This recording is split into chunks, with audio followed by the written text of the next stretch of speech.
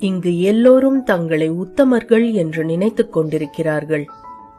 ஆனால் உண்மையில் அவரவர் தவறுகள் வெளியே தெரியாத வரையில் மட்டும்தான் அனைவரும் உத்தமர்கள். இங்கு யாரும் குறைகள் இல்லாதவர்கள் இல்லை. எல்லோருக்கும் குறைகள் உண்டு, பலவீனங்கள் உண்டு.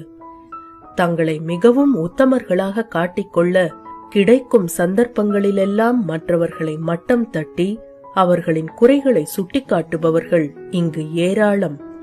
இதுதான் பெரிய முரண்பாடு. மற்றவர்களின் நிறை குறைகளை பற்றி அதிகம் கவலைப்பட வேண்டாம்.